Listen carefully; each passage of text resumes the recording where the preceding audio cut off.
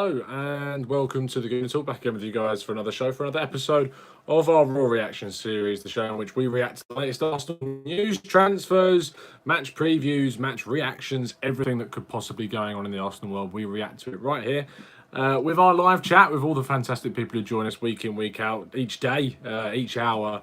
To join with the channel and get involved with the discussions. We are here to react to the latest Arsenal news, and the latest Arsenal news today is that Nicolas Pepe is in to Arsenal to have a medical this week, which is, if you'd have said to me 2 months ago, Nicolas Pepe is going to be coming into Arsenal, Wilfried Zaha's not going to happen, probably going to get Danny Ceballos on loan, Kieran Tierney is accelerating, I would have said you're mad. I would have said you're absolutely insane. Especially this is before like the Kroenke interview, before the fan Q&A, before the hashtag We Care Do You. If you'd have said before then that all this would have happened, I would have said you're nuts. Absolutely nuts. So the fact that this is clearly happening and this is great and something's going on is fantastic. It's really, really great to see that it's going on. So massive props to people behind the scenes at Arsenal. You have to obviously criticise when they deserve it, but you also need to always back them and say that fair play when a good job is done. So glad so many of you are tuning in now to watch the show and get your thoughts in that live chat. If you want to get involved, you just have to go onto the YouTube app and you can put your thoughts in the live chat. So you can hear it. You can hear the buzz in my voice, says Carl Harburg. You can. It's just how it is. Absolutely amazingly happy with this signing. Obviously, barring any last-minute issues. I mean, the amount of people that were tweeting me yesterday saying, stop tempting fate. It is very hard not to sometimes, as an Arsenal fan especially, you get so hyped up about these and then they don't happen. You're just like, oh, why? Why is this happening to us? Let's get some of your reactions. Ryan Verne says, need defenders, mate, and I'm a massive fan, more attackers. Thanks, mate. Moses King Tiger says, brilliant signing. Joe Nicholson says, we've got Pepe, Nicolas Pepe. I just don't think you understand.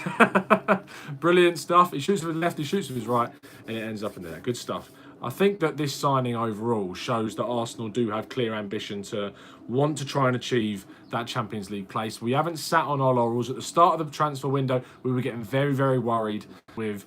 Do you remember we were getting linked with the likes of Jenny Decona? We were getting linked with... Who was some of the early wings? Ryan Fraser we were getting linked with. Yassin Brahimi at Porto, who's now ended up in Qatar, I think, or somewhere like that. All these wingers we were getting linked to, like Fraser. Now, if you had turned around and said, I'm not, and this is no disrespect to Ryan Fraser whatsoever, because I think he's a really, really good wide player, especially for Bournemouth. But Nicolas Pepe, from last season, was one of the highest rated players across Europe. He was absolutely smashing it at Lille.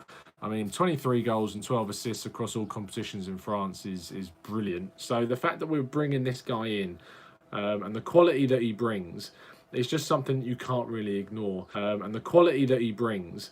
It's just something you can't really ignore. If you also think back, and we did obviously a comparison video between Wilfried Zaha and Nicolas Pepe, which you can go check out previously. And the stats for both were very much, they leaned in the favour of shooting on Pepe's side. Dribbling was definitely on Zaha's side.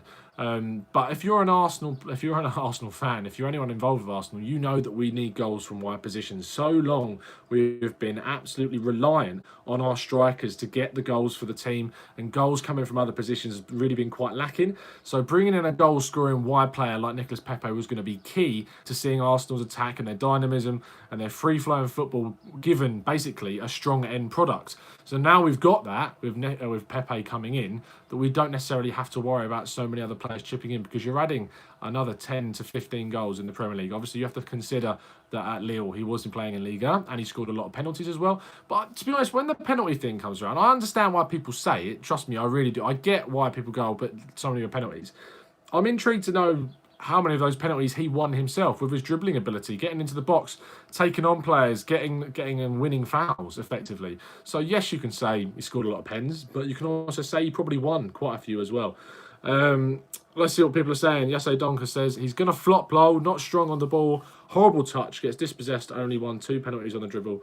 Again, wasted money. I have to disagree with you, Jalsa. I think you obviously you were in here yesterday citing your concerns, but having done the research and watched him plenty, now having to do the tactical breakdowns, I have to disagree with his touch is nowhere near as bad as you're making it out. It really isn't. His technical skill taking on players and taking the ball around players is great. Yes, he comes inside fairly early on, a lot further back from the box. Unlike Wilfried Zaha, obviously goes to the goal line before then cutting in. Pepe does it earlier on, which actually suits us. I've come to the realisation that actually having a right winger that cuts inside earlier actually really benefits specific players in our team. And the specific players in our team I'm talking about are at the start of the season, Ainsley Maitland-Niles, and second of all, Hector Bellerin, who's obviously going to come in and replace Maitland-Niles when he's fit.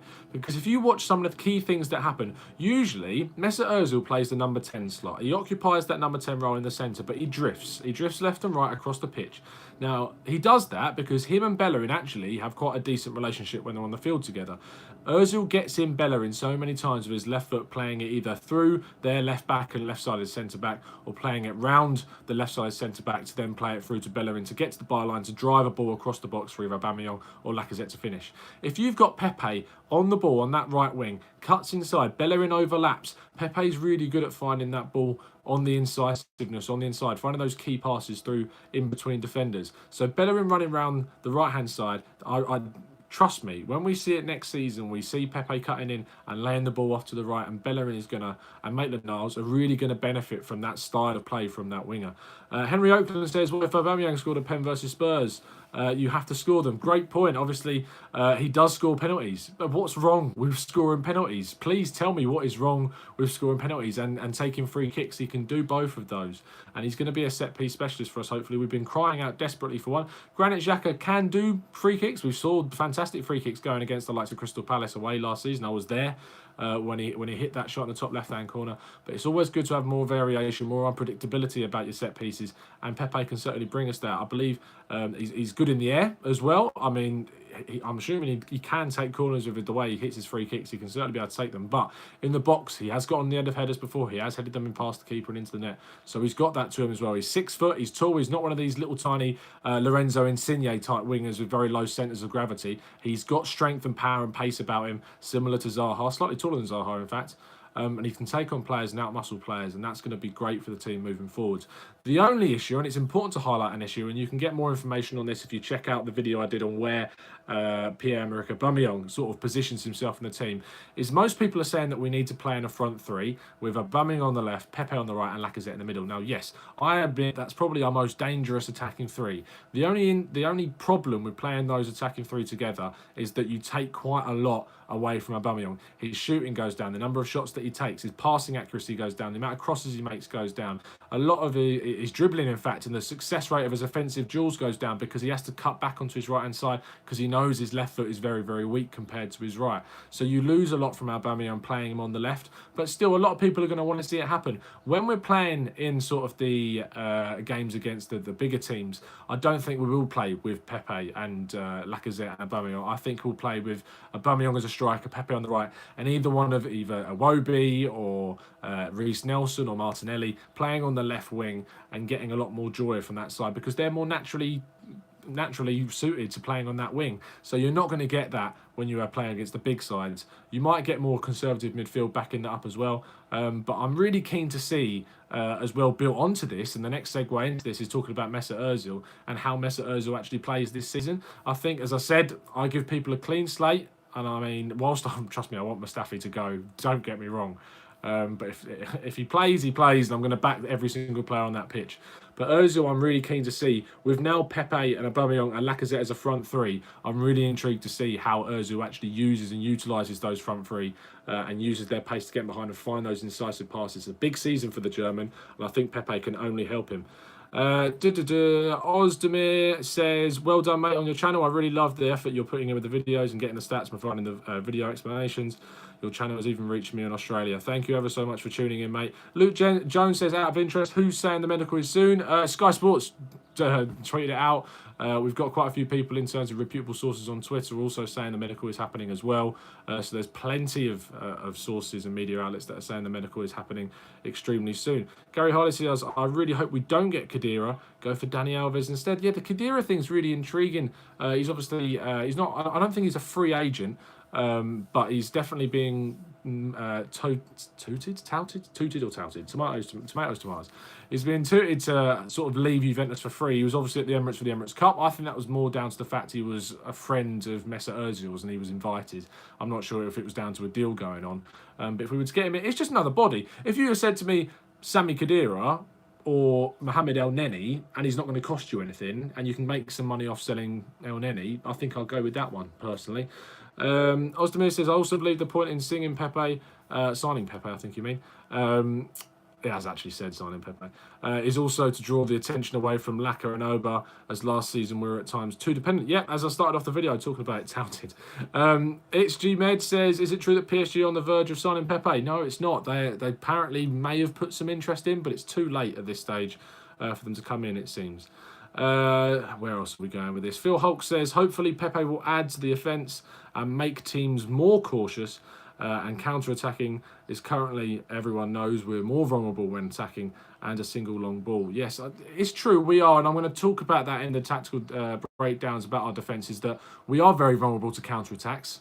And maybe with Pepe, if you actually look at the stats again, go check out the tactical breakdowns on him, you can see in the statistics that Pepe's defensive stats are actually really impressive. The way he gets back, intercepts the ball, gets into defensive duels and is successful with those defensive duels as well, is really in the Ivorians' favour. So I think he's going to provide a lot of cover for that side as well, with Bellerin being there and Maitland-Niles, who need cover from that right winger. It's going to be important. The left side is still an issue for me, but if we can bring in Kieran Tierney, obviously his defensive skills are much greater than that of Kolasinac. So I think that's going to be really important. NMNM says, if we can get a defender on loan with an option to buy, then this window has truly been terrific. Love the show. Thank you, mate. I think Daniele Rugani is being touted with a move to Arsenal very recently, so it'll be interesting to see what happens with that deal. Yaso Donker says, Pepe is not a winger. That's going to hug the touchline, lol. He comes inside and relies on the counter. Yeah, we know that. Well, you can see that from the heat maps that we've done. He does come inside 100%, but he is going to do the work. He is going to get back and help out Bellerin. You can see that in his statistics from last season, which is great. Peace Tembo says 4-3-3 can be the solution with Laka as the striker, Pepe on the right and Oba on the left. The top two Premier League teams play a 4-3-3, so we can copy a high pressing 4-3-3 from Liverpool. The only issue I have with playing a high press on a 4-3-3 is that I don't think our midfield has the energy to be able to do it. You look at Liverpool and their midfield, they've got the likes of Naby Keita and Wijnaldum who press continuously. Henderson is actually, ironically, a really good player to press with. Oxlade-Chamberlain in the middle for them is good at pressing. Manchester City, you've got the likes of David Silva, De Bruyne, you've got Fernandinho. Now they've got Rodri Hernandez, who's a fantastic Spanish midfielder. They're really good with the press. So it's just the midfield I have an issue with in terms of Arsenal playing with that press. But our front line with the pace and the fitness that they have, I think they need to push forward. Regani ain't good enough, says God666. I'm really not. I'm here or there on it. I'm really here or there. I just don't think that you can count someone off immediately like Regani, because I don't think he's been given the opportunity at Juventus. If you saw what he was like when he was at Empoli, he was absolutely brilliant. His defensive decision-making was on point. He got in the right positions, he's positionally aware. And if we can get a player in and give him game time, I think we can revive Regani to the point at which, at the level he was playing at Empoli. And that is certainly what attracted Juventus in the first place. And I think ultimately he is going to be an upgrade on Mustafi for sure. So hopefully we can try and get him. He's not an Italian Mustafi. If he is, and it turns out he makes a lot of mistakes, yeah, I'll hold my hands up 100%, as you should do if you get it wrong. But I have a lot of more faith in Regani. From speaking to some Italian experts on him, they are very keen on his game. They're clearly identify the quality that Regani has, and so therefore I think that if he was to come in, he would do a really good job for the Gunners. Mohamed Sano says we need Pepe. I can't wait to see him. We will get a centre back in as well. I really hope we do, mate. I really do. Phil Hock says with Tierney and Bellerin, we will have top fullbacks and they'll provide width. Feel well have full fullbacks. I think you may need to retype that again, mate. And the front three to compete with any Premier League. I think that in terms of the fullback position, which Phil you're getting at there, is that yes, we arguably have two of the best fullbacks in the league. If you compare that to the other teams that you have, obviously Manchester City with Kyle Walker and Benjamin Mendy are very strong two fullbacks. You look at Liverpool, Robertson, Trent Alexander-Arnold, arguably the best two in the league. But you saw last season that we've got players that can rival those. Bellerin is very good on his day. And it's only the defensive side of the game when he may be quite out of position where we really struggle defensively when Bellerin's in the team.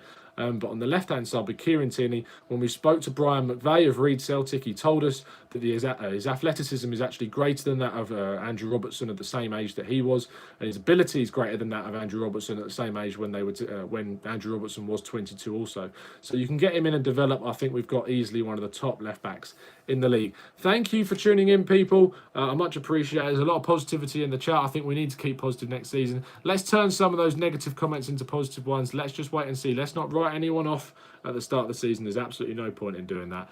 So let's get behind the Gunners. If you've enjoyed the show, please give it a like. Please subscribe if you're new around here with those notifications turned on.